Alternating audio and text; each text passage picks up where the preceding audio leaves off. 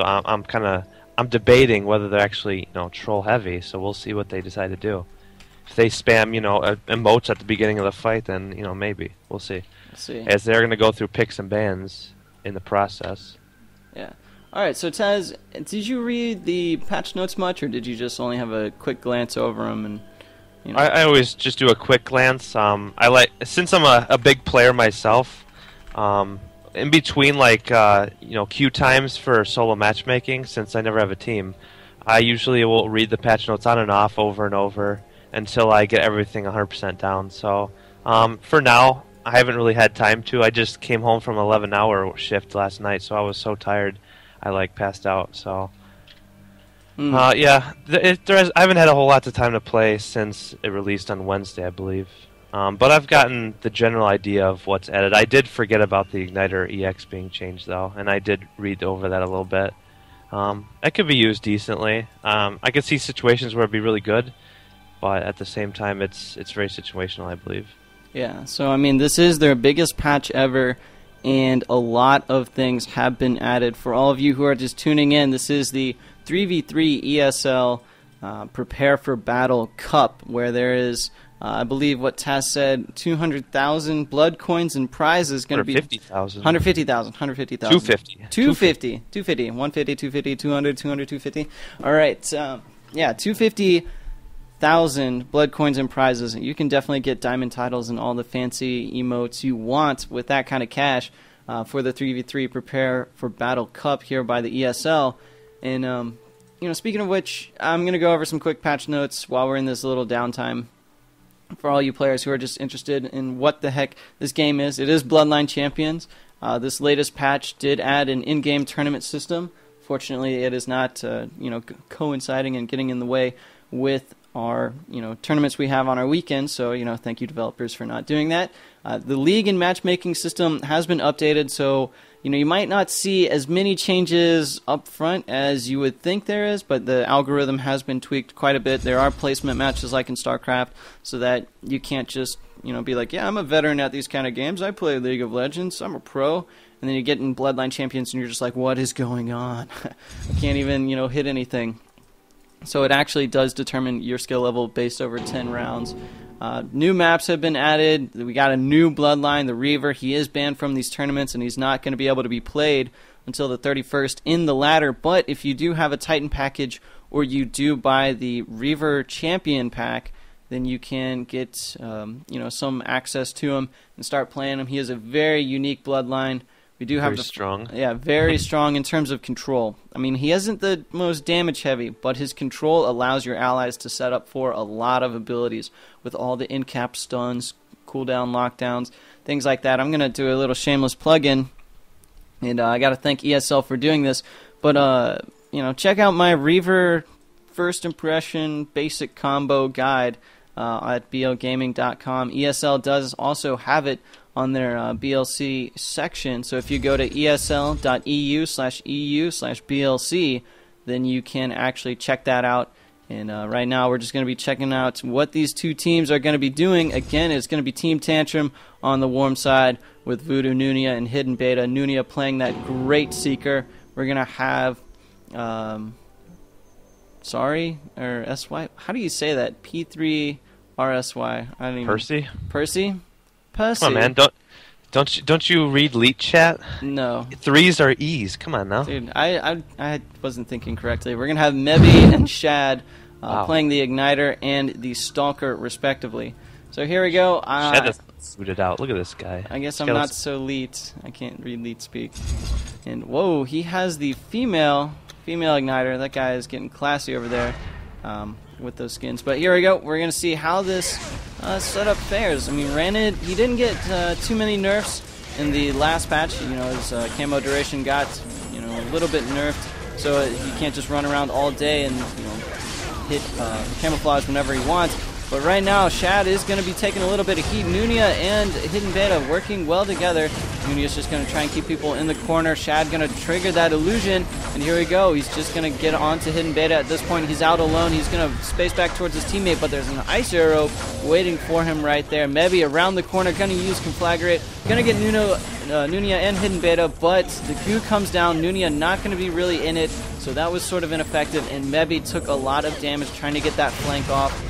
It's just looking very poor for the Cold team at this point. This absolute horrendous pressure coming out from this warm side, just too much to deal with apparently. That Alchemist had nothing to do but spam heal. Shad couldn't get in on the fight, and Mebi tried to do his little flank maneuver, but it cost him his life almost. Did you see Hidden Beta at the end? One of those taunts is like stab your dagger in the ground. Looks like he was stabbing it into that Alchemist laying on the floor. Oh yeah, he's anyways. sharpening his blade. He's sharpening his blade. Oh man, yeah, but seriously here, the Warm team was really outplaying Cold team that round in pretty much every respect, and they were just getting taken advantage of every turn they went around. So a really rough situation for this Cold team. They got to make something happen. And look at Shad here, sitting below 25% HP already. Percy also 10% HP. I mean, look at this. These guys, they got nothing going for them right now. Double Venom Lunge comes out, and they're sticking. Oh man, Frog Leap right there. Talk about a gib. That was a double goo pile. That was awesome. But man, that Frog Granite suit must give you like plus $20 attributes or something, because he is rocking right now. Yeah, well, I mean, Hidden Beta, to be playing with Nunia and Voodoo, like, first off, they're going to only play with good players. Not because they're elitist, but just because they're competitive and, you know, great guys to play with, and they want to go somewhere in these tournaments. So Hidden Beta, I think we have seen him before in some other tournaments and things like that. He is a very skilled player. Hitting double frog leaps like that, got to make sure that you're not in the position to be capitalized upon. And right now, Shad is having an extremely hard time against Nunia, trying to get in on the fight. He needs some kind of support to help him up. As right now, Mebi just going to be using the Firestorm. Going to get a fire arrow to the back, though, because he triggered that illusion. And this is not looking good for the Cold team yet again. They seem to just spread up, hit their own targets, while in the meantime, Hidden Beta and Nunia are just doing, you know, what they want. They're focusing on, you know, the same target. Or if Nunia tries to get it on a one-on-one with Stalker, he's just playing it to a T. He's knocking back. He's getting the kind of support he needs from, what's his face, Voodoo, who's just like throwing out heals in the Spiritual Link. And they're punishing. They're punishing so hard. If you're a Stalker, you need people to back you up because you have great control with the in cap from Puncturing Strikes, which can set up for a Volcano, so I don't know why they're not doing that combo. You also have the Black Dart, which gives you move speed and amplifies damage on another target, so that's even more reason for you to combo with your ally. As well as Stalker, yeah, he can be a bit squishy, like, not gonna lie. He has some control elements with his double expo again, with the slows, but he is very squishy. All he has is a space and his Puncturing Strike. And the Stalker's Cloak is sort of, you know, to make sure you get a debuff off of you. It's not really an out. So I'd like to see the Cold team maybe try and focus a little bit more. That way they can also keep the pressure up so that Alchemist is not, you know, getting pressured in the backfield as well from Hidden Beta. You know, if you apply steady forward pressure, the other team does have to come back and defend. So that's just one kind of strategy I would like to see. And what do you think, Taz? What do you think they can change up? Well, I think Shad right now is not playing to his full potential due to the fact that he's trying to take out Nunia. And while Nunia is a good target, Nunia is absolutely getting the best of Shad at every single turn. I mean, the knockback arrow also slows.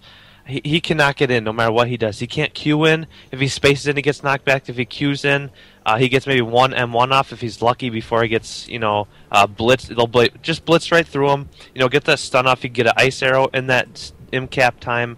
And it's just a really rough target for him to take out. And I think he's got to go on to the Pomp or something like that because he just has no chance against Nunia at this point. Unless he can combo it somehow with Mebi. Something like that. So, you know, Mebi at the same time, too. While they are splitting a melee and range DPS on both teams, it seems Nunia is doing much better on that range DPS role than the counterpart Mebi. So, we'll see what they decide to do here. And, you know, Igniter is a pretty decently hard Bloodline to play well. And there's a lot of, you know, the channel abilities can make it difficult because all the other ones are just, you know, you can spam them once or whatnot and get, you know, much better DPS output. But, you know, if maybe, you know, combos abilities, it obviously will be better. So, either way, though, Randall's going to go in here on Mebi. Mebi taking a lot of damage. Nunia, just like I mentioned against Shad. Shad's just going to get blitzed through, and they're just going to throw it up. But Marksman activate on Nunia here, so expect to see a lot of damage coming out quickly. And Goo is going to come out, though, onto Percy, and it looks like the fire arrow is an explosive arrow now, apparently, with Marksman activated. And, yep, Voodoo is going to get taken out all by himself on the south side of the map. And maybe, you know, they're doing a decent job staying alive, but not for long, as she does get taken out. With Percy getting the aggressive putting on him, he has a barrier up, but the barrier is going to actually last the entire time. That's surprising. Stun combination is going to come out, though, and Hidden Beta is going to throw an EX dart into a Toxic Bomb, and that's going to be enough to get the kill right there. Great job by the Ranid on Hidden Beta, or Hidden Beta on the Ranid, rather, to get that kill. And, you know, Shad, not much he can do. He's just so much control coming up from Nunya, and, you know, it's really a lose situation for Shad on that Stalker. I think any other pick would have been a little bit better. Man, okay, see, Voodoo right there, he's like, man, like, I underestimated him. Notice they took out Voodoo first when they worked together. You know, Shad and Mebi were on Voodoo, and he went down so quick, right? They got a first kill because they were working together. The end caps, the damage amplify, as well as the slows from Double Expo, really helping out in terms of just trying to control the field and, you know, making sure that they can focus on one target. So I'd like to see that again one more time, but Mebi just standing in fire arrows, using his space when there's not really a reason to. I mean, like, yeah, he wasn't in any kind of danger. There was no reason to use that, and he might be punished right now. It just looks like, no, he's going to just get off with some damage right there, as Nunya and Hidden Beta are just going to town on the other two members in the meantime. Man, I got caught up with all that, and usually, you know, people can stick out and fight on their own, but this was a 40-second game, and within 15 seconds, Shad and Percy were getting taken out in the back when Mebi was just trying to do space in, do a little bit of damage, and getting spell locked by Voodoo. Yeah, so, Shad missed a lot there. I think he missed almost every one of his abilities. He only did 50 damage that round. You can't do that. Like, Puncturing Strike and everything on Stalker is so, like, combo heavy as well as important to hit that it's almost like an Alchemist. If you miss one thing, you're screwed. Well, he needs the energy too. I mean, he missed his Q, then he missed his E, which is Puncturing Strike, and, you know, that's a lot of outs, like, gone right there, or even semi-outs for that. And look at Shad right there, all by himself. Gets absolutely raffle stomped in the middle of the map. I mean, I don't think he got a single heal because, you know, Percy was getting stomped on by Nunya in the background while Nunya has his Marksman activated already. That's just huge energy gain right there, and that was a 30-second round right there. That was ridiculous. I mean, everyone just fell over. It started with Shad all by himself. And again, Shad, you know, 70 damage. You know, less than 100 damage. That's just, you can't do that in this game. Yeah. And Stalker's not the easiest bloodline to play either, so you gotta commend him for trying something new, as well as Igniter. He can be punished, and it's harder to play than, you know, I'd say a Gunner or a Seeker, because his abilities do have a little bit longer of a cast time. They're channeled. It's not quite as much CC as a Seeker. Then, you know, as a Gunner, you just have more output in burst damage, which is faster. So, you know, I got to commend them for trying that and for actually playing in this cup and, you know, hopefully trying to bring something new to the game as we are going to get on to this next round. It's going to be Malachor, Wisteria, and Scriff, so we're going to be watching Donors by Heart again. It's going to be on the Warm team versus their opponents, which I'm going to look up right now on the brackets. Darky Revitigan? How do you say these names? What the heck? It doesn't make sense. I have no idea. And, let's see. Join Malachor's game. First map. Alright, so I'm just going to have to figure out what team they are going to be playing right now. I'll check out. Yeah, you'll check it out. Rexus is not on his job. He's not telling me, you know, what the next game is. He's just like, it's Donors by Heart. But if you do want to check out the brackets, it's not going to be on BLG TV. It is going to be in that link on the live stream chat at BLG TV that I just posted. Those are the brackets, and we can actually figure out what is going on here between... I guess the cold team is called HH Pepsi Cola or Hala Hala Pepsi Cola. I'll just call them Pepsi because that's easier. All right. Hala Hala Pepsi Cola. Wow. I mean, those guys must love their Pepsi or something. To have a name like that. Kind of a random tidbit I heard on CNN the other day. Pepsi Cola is now the number 3 soda in the world. Diet Coke took over number 2 spot. So in other news, Diet Coke. In other news, important news in the world. I'm just saying the soda industry. Yeah, man, that's a big industry. We're talking like $1 billion industry, you know. Dude. I can't even think about $1 billion. If I could think about $1 million, I'll go crazy. What if BLC got to be $1 billion industry? That would be amazing. Want a piece of the pie? That's what I gotta say. Exactly. Go Coca-Cola, kick Pepsi's ass, says Malachor. Oh, so Pepsi. He's a Coke fan. Personally, I'm from Atlanta, and we have like the original Coke factory here. So, yeah, I'm gonna go with Cola instead of Pepsi. You mean Coca-Cola? Yeah, Cola. All right, so Donors by Heart, very well known for their setup they use every single time they play, which is Inhib, Vanguard, and Herald, the only top-tier Herald, obviously, in Bloodline Champions at this point. Maybe since the rebuff to Herald, we'll see more again, but, that's all speculation at this point, as the patch is only, 2 or 3 days old. And I think I owe you one, Cast. You think you got this one? Oh, yeah, I guess I'll take it. But a nice mushrooms into pull right there. Wisteria could not move because he was immobilized. He's going to space back towards his buddy. But, it looks like we're going to have Rav over here playing the Glutton of Raverton. He's going to just try and keep up that pressure. He's spacing in, getting those pulls, getting those slows off, and already has an ultimate from Malachor, followed up by a Volcano as well from Darky. So great combos right there. Looks like Malachor could be going down any second. Let's see if he gets any team support from his allies. He's going to space away right there. Wisteria getting a full ultimate off. Darky could go down any second, but Siri going to try and get some kind of space heals. No, he is going to die to Script's Mighty Blade. So great dodging by Malachor. They couldn't take him out. A little bit of an overextension by Darky right there, and that is going to make it 1 for the Warm team. So good plays, and Raventon not able to combo enough with his ultimate. He did keep up that great pressure in the beginning, but it just was not enough to take out anybody on the Warm side. So, woo, I felt like, I was selling cattle or something right there. For a couple seconds, so much action was happening. Auctioneer action right there. Yeah. One thing I did notice is Malachor, great job getting away right there. I mean, he, by all means, should have died right there. I think Rav had no help from Darky. I think that's why he survived. But Rav was just getting the best of Malachor all day long. And I don't know if you noticed too, but Malachor's only really high damage spell in Herald is the Fear, and he actually comboed the Fear to get that entry level kill on the Darky right there. So great presence of mind. Even though he's the healer, he knows when to throw out that Fear just to get that extra 20 or 24 damage depending on back hits to get that entry level kill. So again, the Fear coming out there, Script doing what he does best, basically beating on Darky's ass. And, Rav doing a great job of using the R ability really to throw off the momentum of Script and Wisteria doing what they feel. So, Darky here with the ultimate, going to get a double right there, and Lockdown is going to come out. Nice lockdown on Rav, almost landed on Darky, but Darky is one hit from death right here, and he's doing everything he can to stay alive. Nice space bar away, and it looks like Rav is trying to support, but no, not going to be enough, as Darky on that Igniter is going to go down.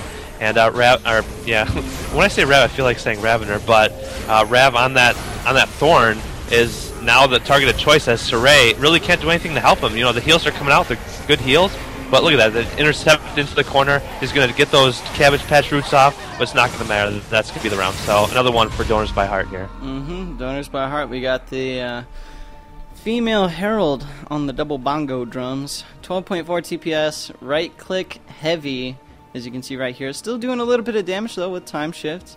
Also, reflecting ability as a back does get you damage, so chronofluxes are very important, especially against a Thorn that relies on his mushrooms and his fungal spores to get that slow, help him get into the fight. I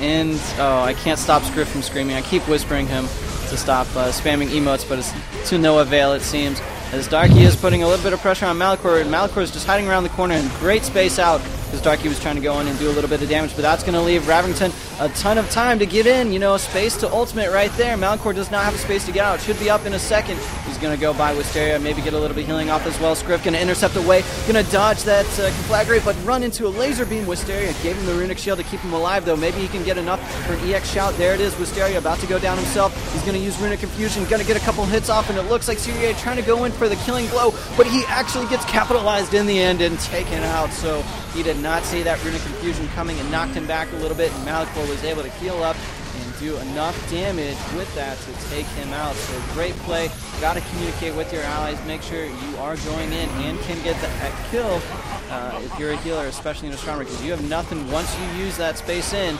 you're pretty vulnerable unless you used EX space, in which it comes back up real quick. Script again, now trolling. He loves just throwing that sword and board around, screaming in victory. As that is going to get so old so quickly. Oh my gosh. Stunlock Studio developers. That's great. That's a great thing. Stunlock Studio developers, please have a cooldown on taunts. GG. No, negative. Don't listen to Cast. He's a whiner. He's a little whiner. Don't listen to him. We love it. Actually, I do. That's all that matters. Wait. Apparently, Wisteria is the Terminator. How do you get that title? That's a pretty cool title. Terminator? I have no idea. It's a gold title. Yeah, I think that's. It's in the shop. I think it's a new one in the shop. Yeah, you have to do the SLS sponsored tournaments in the tournament system to get those square point things, the bronze, gold, and silver. What are they called? Yeah, titles. Yeah, Terminator. No, yeah, it cost 1,500 diamond tokens or 3,000 gold tokens to get the Terminator title. So yeah, that's like really good because Angel of Death too, actually, same one, or same tier at least. Yeah. So I don't know, but it's good that they have the in-game tournament system, gives people more things to do. It's a reason to actually get a 3v3 team and to not just flame out every person you come along with because, hey, if you want fancier titles, you want to deck your collection out, be nice to everybody and, find some good team members play in those tournaments and play in these tournaments, the ESL Cup and the, Kill the King that we have on Sunday hosted by BL Gaming. But just going to do a little plug in here for the ESL. We don't have any fancy splash screens or things like that, but as you can see in the bottom left, this is the ESL Prepare for Battle Cup. We're going to be having, I believe, let's see, sign up. No. All right. Well, I can't find which people actually signed up. Maybe if I look under members, 30 confirmed members, 30 teams going to be playing in this tournament, and right now we are in round 3 of the tournament. Winners. If you want to check out the brackets. Should be winners brackets. Yeah, of the winners brackets. And I'm going to link the brackets again just for you guys at blgtv.net in that live stream. If you are not at blgtv.net and you found us through OwnTV or Solo Mid, join us there. I do read the chat a little bit. So, make sure you pop your head in there and you'll see where we post all the links for some stuff. As I'm going to give Taz this next round. Alrighty. As Scriff doing his thing, going in there aggressive, soaking up that damage, and he's so good at just soaking that damage. Takes it like a man, but at the same time, Rav, look at all the energy he gained because of that. Just M1ing all day long, and right here, that dead roots could be pretty disastrous. All stuck in the corner, and he hasn't used the dead roots yet. I'm waiting for it to come up. That could be huge right here, and I don't know what he's saving it for, but kind of could be a rough thing as Darky's going to throw out his ultimate. Dead Root's the opposite direction I really expect it to be, but not going to matter as Wisteria is going to get capitalized on and is going to be the entry-level kill that they needed. And a lockdown is going to come out here on a Saray, and that could be a kill right there, and that is an even-out kill. So great job by Malcor and Scriff comboing the lockdown plus the big plus the intercept into the corner. And, great job from Scriff, really separating the team. And that was the healer going down. So they do have a chance to potentially come back from a 3-2 deficit and take this one. But that Dead Roost is going to make this a really hard fight. And Scriff actually dies to, I think, ignite damage right there. And, while they did have potential to come back, they couldn't make it happen with the Dead Roots. And no spacebar from Malcor. And that's how it ended up.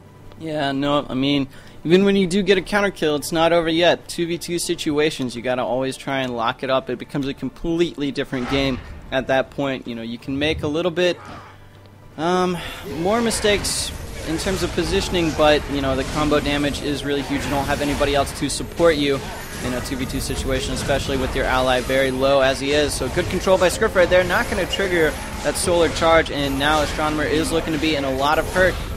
Scriff is swinging his axe around mightily, and Malcor could be actually going to be getting low, but in the meantime, Astronomer did get taken out by Wisteria and Scriff. Darky was trying to help out Ravington, and that did not happen in time. Good EX, Ash Cloud right there by the Igniter. He did get knocked out of it, though. That did get rid of his invis, and they can still hear you channeling your Firestorm in the meantime. So it's going to be 1 round, 4 donors by heart. Very easily taken that time. Astronomer just did not get his trance triggered. Didn't get anything, it looks like. And lost. 2.9. Yeah, lost the battle against Wisteria and Scriff, so he needs Thorn to come back, or at least Igniter to come help him out in that situation, because Astronomer's very good 1v1, but 2v1 he can fall victim to a lot of damage and control. Yeah, he pretty much has to land that trance against Scriff, because he got the best of him right there. But Wisteria put out a lot of runic infusion damage onto him, and that set up Scriff for those amps. So either way, Scriff's just going to throw that axe out, get a lot of M1s here. And, he really big fan of the battle shouts, too, ever since they changed that. It's such a huge ability, and for the whole group, group heal plus AoE slow. But look at the Worm team health right now. He pretty much has to spam battle shout, as their lives are just getting dropped hard right here. Lockdown does come out in this array. They could get the kill here. They need it, and they do get it. Plus the battle shout comes out again, keeping him alive that much longer. So it is a 3v2 situation. Worm team life still not in a good spot, but look at Malcor just sitting back there, getting those heals off. Nice fear there on the Darky, and that is going to be that. So Worm team taking that one. Really, really eerie situation for them at first, but they really pulled it out of their hat and made it happen. Yep, and again, more taunt action there by Scriff. But one thing about the ultimate, the lockdown from Herald, it does 16 damage. It applies a amplify of 33% onto you for, I believe, 6 to 8 seconds. I'll have to look up the number in a second. And it shoots out 3 of them. So, if you miss the first one, you can still hit the others. And it is so powerful for that aspect. Also has a CC component for, I believe, 2.4 seconds. But here we go. We're going to see if Saray gets out of the fight. There he is, just using that Moonstone. Going to keep Scriff out of, harm's way. Or keep him from doing harm, I should say. And Saray just going to be running around. He hasn't done an M1 onto Scriff yet. He hasn't, done any damage whatsoever other than Moonburst. Here he is trying to get on a Malachor, but Malacor's just going to easily space away. You got to keep track of those cooldowns, and almost completely missed ultimate by Darky. He did get Scriff, but that's going to leave Reverton pretty vulnerable, but he's just going to keep going in, using those mushrooms to heal up. And Saray looking like he's in the middle of everything. Darky going to try and almost get collapsed on, but nice space out right there. And he is just trying to survive. Chronoflux comes out. Heals are getting reflected, but still alive somehow. And he's going to use Conflagrate. That's going to get Wisteria a teeny bit.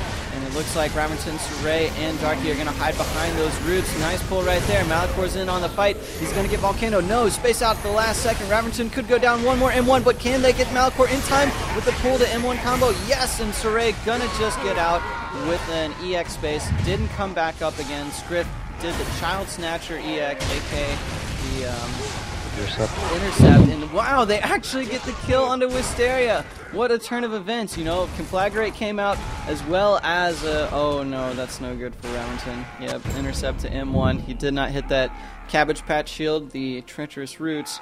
So GG, well played, 3-1 in favor of Donors by Heart. They are going to be continuing, as that was the second map played. So, man, well done, and I almost thought the Cold team turned it around, but it just was not well-fought so. matches, definitely. Well, you got to admit that. That was some crazy good matches right there. I'll give some respect to the Pepsi. Still a Coke fan, though. You'll never turn me. Hey, man, if Coke's what you need to survive, then, more power to you, I suppose. I'm actually drinking Coke right now, embarrassingly, so whatever. Embarrassing. I'm a Pepsi guy myself, but, Pepsi just costs more, so it's like, what the heck? It's bullcrap. Yep. We're going to get in on this next game. See, Taz, they just invite you now anyways. You're part of the family. But I am. I'm part of I'm part of the... What family are we talking about? I don't know. The commentary family. I mean, they get you in. Instead of just inviting me, they're like, oh, Cast is going to forget. Let's just invite Taz. maybe they just invite me because they'll know you forget, so... That's true. Look at this team, though. This is kind of a collection of people. We got X-Teen. I think he's part of MTY's team, but Yuboku, I'm pretty sure that's Crew on Yuboku. Crew or Poofin? I don't remember which one. It's Crew. Okay, I was pretty sure it was Crew. Crew being one of the old school players. Super old school. Back in the Curry days, I believe, right? Yeah, and that was 6 to 8 months ago that he played. Yeah, be at least 8, because when I joined 6 months ago, that Curry was already out of it. So. Yeah, but I know I had heard a lot about Crew dominating the early beta stages, basically, by themselves, unopposed, until you know, these other teams came about like Ors and, you know, ISR started coming about, and then ISR kind of took over, and then Ors had their own thing. You know, for like, what was it, like 2 months? It was nothing but ISR versus Ors, and it was always like in the grand finals every single time. It was great. Yeah, so I mean the best of EU versus the best of US. And here we go. We figured out their name was Shurikanju. Rexus actually did tell me that, but I did not read the Skype chat. But here we go. We are ready. And we're going to see how Nunya, Voodoo, and Hidden Beta do against Mithy, Yuboku, and Xteen. All very good players. As you can see, Xteen, he is a decimator, grade 25. Grade 26 by SK Gaming is the highest grade in the game currently. Yuboku, again, crew. He doesn't play a lot competitively. He just plays the game, every now and then. But he is, a very, very good gamer, very strong pickup for any team. And Mithy, grade 23, not too far behind Xteen. I've seen him on a lot of teams right now, but everybody changes their teams up. They're trying to figure out what is going on with, player schedules, the tournaments, finding the best players and the people that worked well together. And we are just waiting on Yuboku to ready up. There it is. So we're going to get this one underway. This is going to be the 4th round for the ESL Prepare for Battle Cup. If you want to check out the brackets again, I don't know why it has such a huge link, but it's going to be posted in the blgtv.net. Chat Something right to mention there. too, like Midi or whatever you call him. Mithy? He's up there with Jackasm. He's one of the few SMs that really shows the true potential of Spearmaster, and it's definitely a very hard bloodline to master.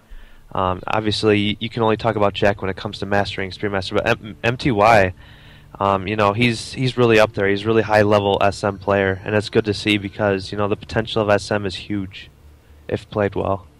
That is right. He's a high variance character. We had an interview with Jackasm from SK Gaming, undoubtedly the best Spearmaster in the game, and he said he's just such a high variance character, and that's why you have to play him so much to get good. Right there, eating a fire arrow, max range, not off to the best start. No Kunju going to happen, and the full team's already back in a bad situation. Just wasted the Whirling Blade. Not sure what he's doing there. He's just going to keep going in on to Nunya. It's going to, fleet foot to not get hit by the ice arrow. Now the pressure's starting to build up as Yuboku is just laying down that M1 Seeker spam. Nope, Illusion is not triggered. He's going to blitz sort of out of the fight.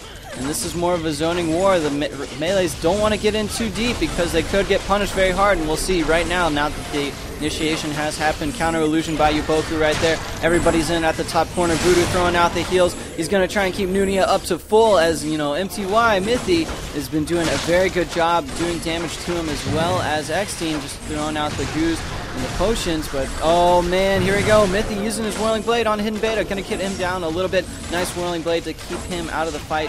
Do that little bit of an end cap. And Yuboku, in the meantime, takes out Nunya in a fiery pillar of death. Nice fire arrow. Finish him off. Voodoo just going to be running away. And like I said, Yuboku, very strong player. He might not have the highest grade because he doesn't play all the time with teams, but this guy is no He's really utilizing that Lightning Arrow EX. What the hell EX is that for? Is that EX multi-shot? Which one? Lightning Arrow. It's EX Fire Arrow. Okay, it's EX Fire Arrow. He's really utilizing that a lot, I noticed too. The first one he landed got triple Lightning Arrow. And, that's huge damage, plus it's like a 50% slow or something.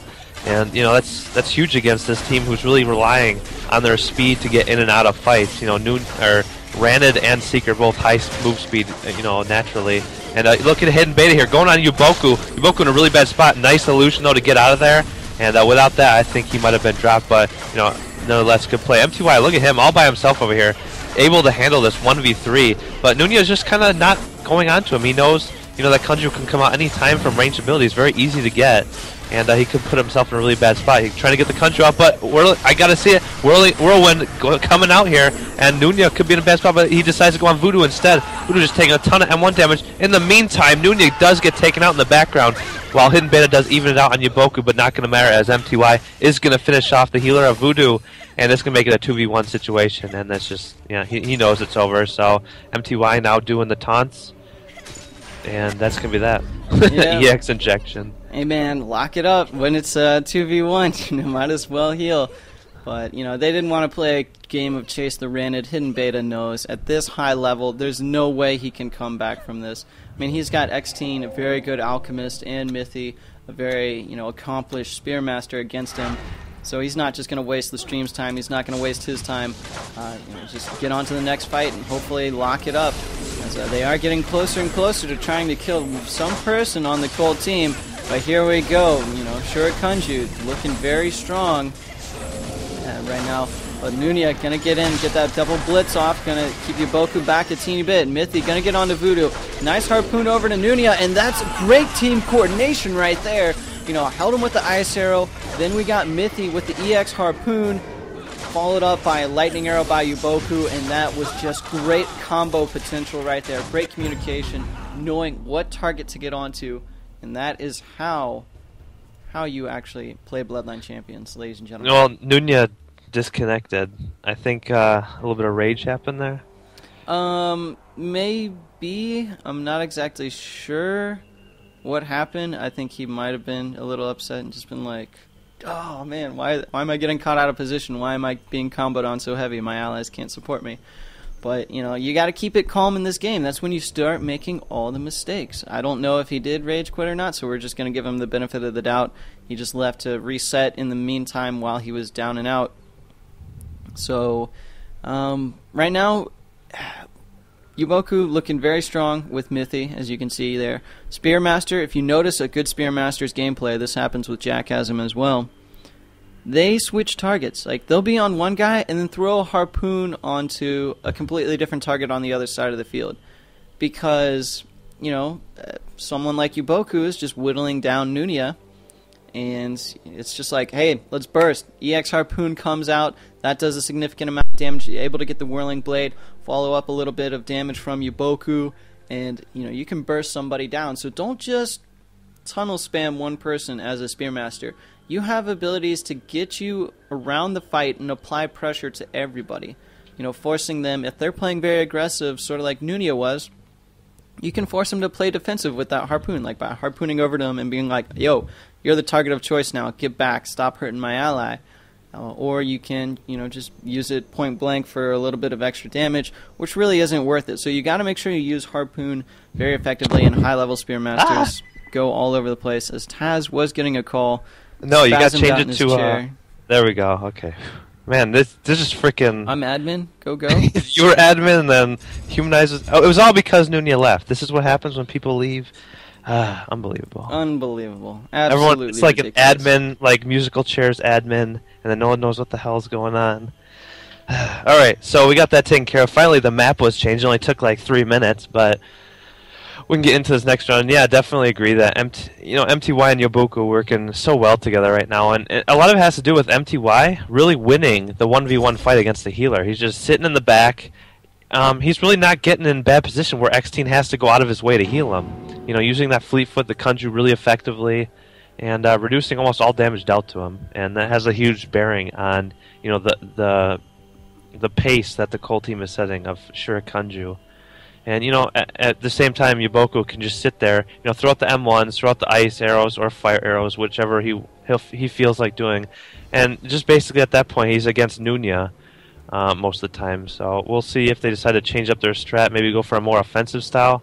But from what I've seen so far from Team Tantrum, which almost could be Temper Tantrum after last round, they play more of a ranged game here on this Worm side, and usually it's only Hidden Beta that does any kind of aggression at all.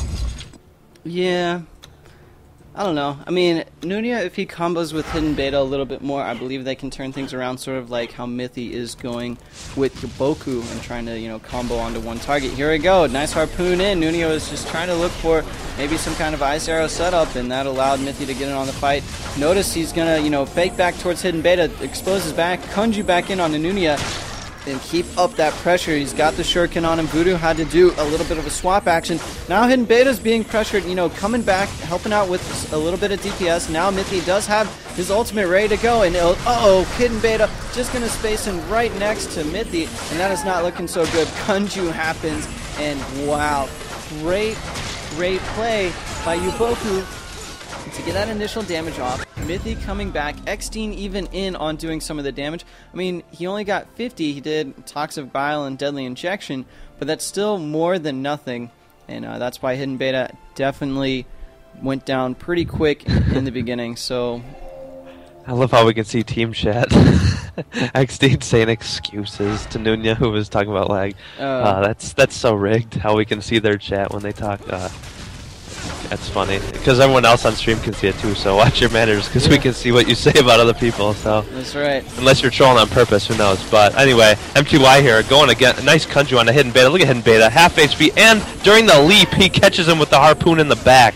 So that was completely outplayed right there by MTY. MTY on the ball with every single ability he just threw out right there. I mean, able to time that harpoon the second he landed on the ground from a frog leap. That was brutal right there, and already a 2v3 situation. And they dropped Hidden Beta within about 15 seconds of round start. So when you got that happening, you know, obviously the Cold team's going to be full HP still, and now they're trying to whittle him down. Nunya doing whatever he can, but whatever he can just ain't good enough at this point. As you know, obviously 2v3, you should be winning that, especially with the huge life advantage you get. And you know, again, easy round there for sure, Kunju. Instant injection. 2 of them did come out. Each one does approximately 30 damage. If you hit them in the back, it does a little bit more. And yep, even Mithy's admitting it. He's like, yeah, I actually pulled that off. I'm not sure that was intentional, but if it was, the guy is super badass, and we have to give him coops. And it's not entirely impossible at this high level play. You know, these players know everything about all the bloodlines, and that's why they are up at the top tier. They know the mechanics of the game, they know what's going on, and they know positioning. And speaking of that, Hidden Beta down to 20% already. Used all of his outs before to try and get to Eckstein and Yuboku. Look at that. He already used Frog Leap. He used Camo. He's going in, lunges down, and Yuboku's just going to nail him out. Nunya wasn't even facing the direction. He didn't even know that Hidden Beta was going over to try and do a little DPS. There was no Ice Arrow to follow up, and he just got destroyed. I mean, you have to make sure that when you go in, especially as a melee DPS, you have somebody else covering you so that you don't get obliterated in the back. Yeah, he got smushed, quite frankly. Quite frankly, champion, yes. Tell you. Well, he made that mistake, time and time again. He goes in there, and I think a lot of it has to do with their setup, when you're running a Seeker who can just sit back there and do the damage, he can't really support Randed all that well unless the Randed plays, a really strong game of, you can't really use your Frog Leap offensively at that point. You have to almost use it just to get out after you maybe open on somebody because, well, what can you really do? Otherwise, I mean, Ice Arrow is the only disable Seeker really has. Multi-shot, I suppose, only would work against melee DPS, though, and if Spearmaster outplays you, you can either conjure that or fleet foot through the multi-shot. So it's a rough one. It's a rough situation for them. I think it had a lot to do with how well SM was played as well. Yeah, no, and a good Spearmaster, like we said, he's a high variance character. If you hit his Kunjus, then he's just going to be all over you. If you space out, he gets the harpoon. And he's a very finesse-oriented character. If you see these tournaments and you're like, oh man, SM's overpowered, look how much damage he's doing. Yeah, just try Spearmaster, and then you'll learn why we're giving these guys a lot of praise. Because if you're new and you don't practice Spearmaster day in and day out, you're not going to be able to perform very well, and you're just going to be like, this Bloodline sucks. He's too squishy. They're just playing him to a T, and also getting great team support to follow up and to help do that burst damage. But, I apologize for not updating the map scores after every map is won, but, I at least did get the team names. Speaking of team names, we are going to be seeing Donors by Heart again with Scriff, the Super Battle Shouter, and put this on YouTube on the Cold team, a new team I don't know anything about, but we got Hado, Epi, and Mariant. Interesting setup from them, a Guardian Nomad.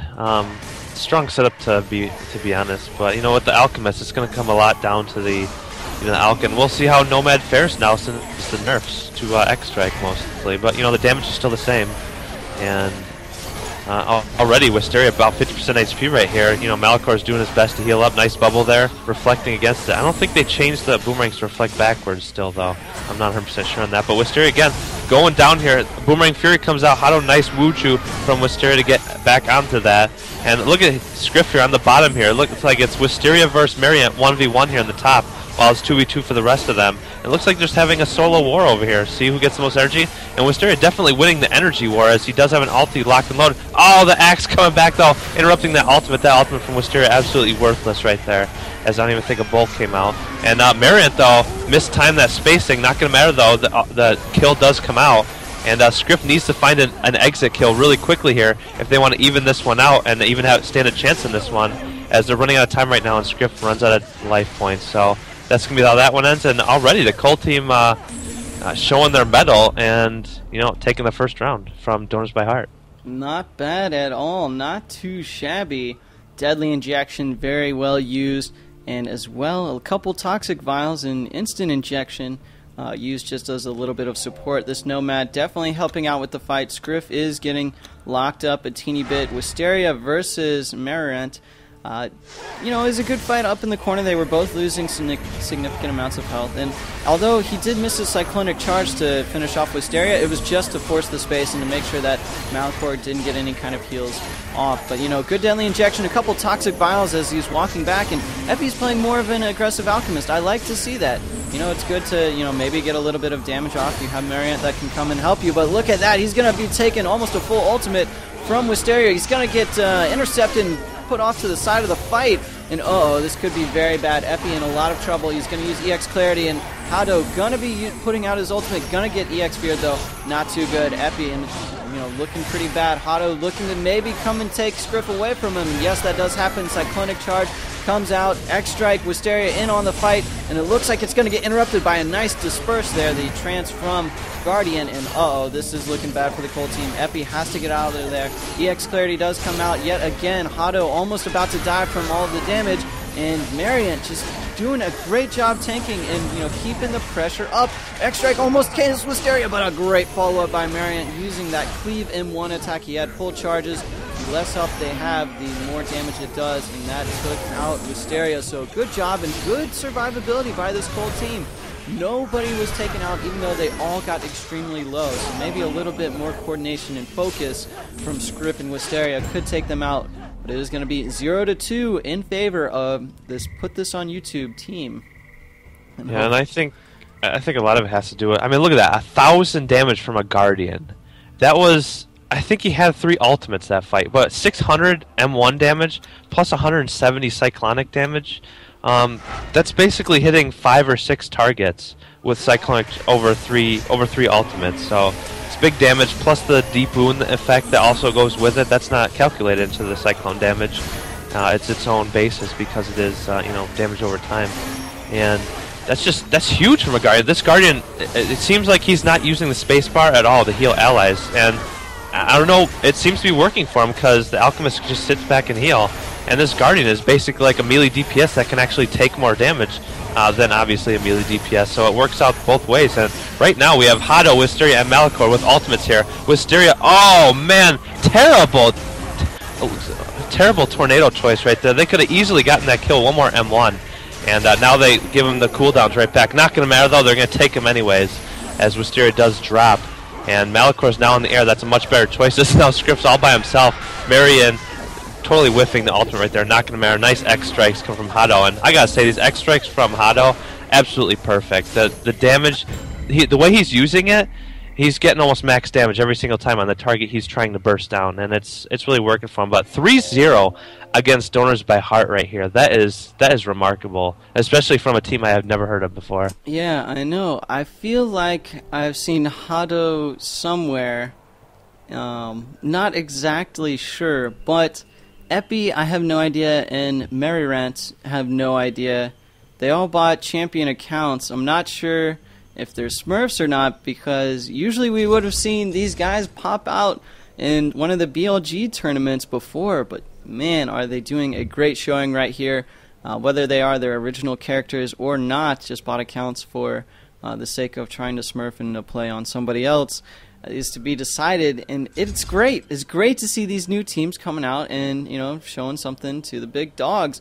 As what is this change up Wisteria going with a Seeker and Scriff going a Thorn.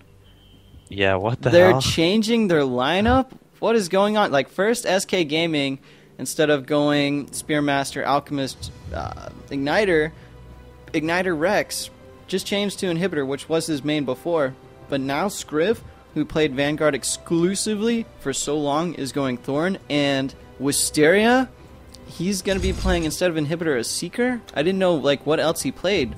This is a really big change-up, and we'll see how this one turns out. As, man, this could be very, very interesting. Let's see what happens. And a great pull on to Alchemist right there.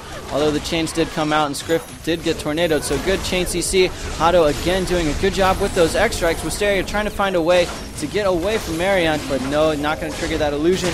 And man, this is not looking good for the Worm team. I don't know if they just got to get used to their new groove. But Scriff not able to do as much damage on the Epi as he needs. Already ultimate from Hado. Cyclonic strikes went out onto Scriff as well. Marion's still doing a ton of damage. Wisteria now has his ultimate. Let's see what he can do here. It looks like he's going to get a fire arrow off onto Epi. But right now Malicor's in trouble and they're going to have to support him. Good sleep by Epi. Going to throw out a deadly injection onto Malicor. He is getting low. Healing is reduced by him right now by 50%. And he could be going down. Hado looking to maybe get an X strike off. No, not going to happen. As, Malicor did space around the corner. Going to throw up a Chronoflux, save himself. Scriff and Wisteria in the meantime are looking very low. Another Marksman ultimate comes out from Wisteria. Could be very lethal. Hado has a Boomerang Bonanza himself. He's going to throw it out. Hits almost just only 3 boomerangs onto Malicor. Not enough to kill him, but here it is. The Cyclonic, or not the Cyclonic charge, but the regular charge from the Cold Guardian is going to take out Malicor. And I believe that is going to be it. But no, the counter kill comes out. And can Scriff do it? No, I don't think so. Not that he got slept in deadly injection. Pop goes the Weasel. And there goes all the chances for this Cold team. As, oh, maybe, maybe not. Oh, man. I thought that might have been close. He 100% effort right there, that's for sure. If he hit the fire arrow, then like went to ice arrow somehow, I don't know, maybe he could have pulled it off. Who knows? But that game well played, and right there, not too bad by this new changeup by the Worm team. Maybe if they get into their groove, they can bounce it back. But who knows? Well, Wisteria is definitely a damn good Seeker. I don't know about Scriff playing Thorn though. He seems to be looking for that warm-up. So obviously he plays VG a ton. So Thorn is, you got to get warmed up a little bit to say the least. As already, look at Hado right here taking some big deeps as he's going to barely get away and unfortunately get healed up by Epi. So the kill is not going to come out. Epi though could be in trouble. Fire arrow coming out on Amira and Epi, and Epi could be still in trouble as Scriff is going to change targets again. Something we were talking about before. He just kind of changes targets for absolutely no reason. And look at that. They actually do finally get the kill on Hado, and another kill right afterwards on Epi. So right there. They got him in the corner, and that seemed to work out really well for him. And as I really noticed, Wisteria using that blitz a lot just to stun, or in-cap rather, the enemies, interrupts. It's almost like he's interrupting and maybe putting out a stop on people. They can't get away, they can't use trance or whatever, so the next hit is obviously going to be a guarantee. Yeah, what I see a lot of Seekers doing is they have, 3 stacks of M1, so they blitz. They do an M1 because of the in-cap duration. Then they blitz again, able to do pretty good damage in that aspect. Then they can get off like an ice arrow to a fire arrow, and so it's very combo heavy on that ranged Bowmaster class, the Seeker. So we're going to see Wisteria maybe get a little bit out of position, going to line up a fire arrow, not hit multiple targets though. I was thinking that maybe could have been a triple hit. Scriff getting the pull onto Hado, who has the barrier, and Scriff maybe can use his ultimate pretty soon. Wisteria looking to set something up. Let's see if Hado is going to use his Boomerang ultimate right now, and it all gets... No, he hasn't used it yet. Epi was the one to maybe use a little bit of energy right there, and it looks like nothing happened in terms of Hado's ultimate. This Worm team absolutely crushing. I thought Hado used his ultimate inside the Thorns roots, and that would have been bad, and I was just like, wait, no, his arm's just moving. I think he might have done an X strike, but gosh, they are locking him up and popping him left and right here on this Donors by Heart team. Even with this changeup, I didn't even know they played these characters, but they, are at such a high level they can pick up somebody else and do very well with them. So here you go, Taz, take this next one away. Man, you gotta, of course, Scriff doing his taunt. It doesn't make any noise now, but you can see the antlers and the freaking Thorn, so whatever. As Mararant there goes in aggressive, trying to put some damage on his Scriff, but Thorn is one of those one of those bloodlines. It's really hard to put the damage on him really quickly because he can just R you, and then he takes you out of the fight instead. And Hado, nice tornado right there, probably saved him a lot. And actually, they do take out Wisteria in the meantime, so already a 2v3 situation. And Scriff has some work to do, as actually he might get a kill on Ippy. Oh, chain heal, huge chain heal right there. Looked like it was a 60, so it just shows you how much damage Ippy took in the last couple of seconds. And without that chain heal, I think that one could have been turned around easily. And instead, you know, great presence of mind right there from the Guardian, getting that heal out and completely saving his team the round right there. Yeah, chain heal, if you want to look up what the ability does, is the more damage you take, or the damage you take within, I believe it is 3 seconds, it does 30% of that it heals you for, as well as it just has a static heal of like, I think 10-5 and like 15-10-5 on it as well. So that was good presence of mind, like you said, by Mariant. They're playing the Cold Guardian to do that, and he is just going M1 town all over the place, onto Wisteria, maybe onto Scriff a little bit, but Scriff has his ultimate already, so Cold Team could be in a little bit of trouble. Maybe if a pull happens, looks like Mariant could be in a bit of a situation as, oh, he completely misses the Cyclonic Strike, gonna get pulled into that tight corridor. The roots are just a little bit too deadly in that area. Hado cannot do his X strikes effectively, and that is going to be a 3-2 wrap, and it is going to be 1-1 in maps apiece for both of these teams, as I still need to update the overlay here. I just keep it at 0-0 map score. These guys just keep going left and right in terms of getting the action on, and there's so much to talk about in this game. It's a little bit hard for me to keep up with everything. Well, at least, you know, Donors by Heart keeping it interesting, and coming back and winning that one. So now it's 1v1 in maps, and I gotta tell you, every round I noticed that they were in a corner in that map, they won, because, you know, Dead Roots combined with, you know, Seeker's ability to really do a lot of close court, you know, AoE damage, just way too much for him. And I think they really, if they can catch him out in the open somewhere, that's when they seem to do a much better job of controlling, you know, Scriff and Wisteria. And everyone's saying my mic is loud again. What the hell? It shouldn't be. We didn't change any settings. So I think everybody's crazy, and we're just going to ignore them for now. But all these fancy Season 1 avatars, I mean, there's a lot of new artwork coming into the game. It looks pretty nice, but what I personally love are patch notes, ladies and gentlemen. Patch notes are so important. You cannot go without reading patch notes and be successful in this game. All high-level players do it. You know, commentators should do it. Taz. And I read them. I just don't remember them. You should, you know, put them into as a part of your gameplay. Always look up what the latest patches were, how bloodlines have changed, and what exact damage they do, and what it means for the game itself. You know, you can just look through some of these and be like, oh yeah, well, you know, bonus damage is reduced on this, you know, move speed, oh yeah, no problem on Igniter. I mean, but you have to think through every point. You know, it's like movement speed is up on Igniter from 145 to 150. Now, then you gotta go and check, you know, well, what are the other bloodlines looking like? You know, go to the bloodline guide, check out their speeds.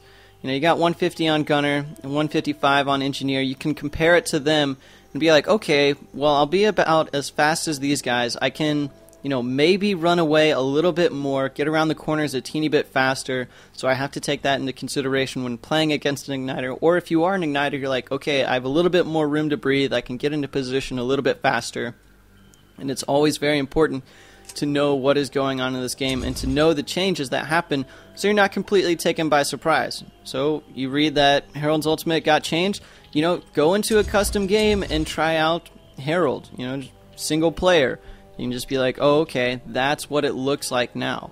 And you can definitely get a good preview there, know and, you know, memorize all the changes in the game, because I always get all these tells and whispers being like, when did that happen? And it's like, well, it happened this patch. You know, read the patch notes, and you can actually understand and analyze this complicated game. It might look simple on the outside, but when you have to manage and track 6 people's cooldowns and what exactly they do, what it means for burst and combo potential, you know, every little change does count, even if it's a 0.2 second drop in cast time on one ability.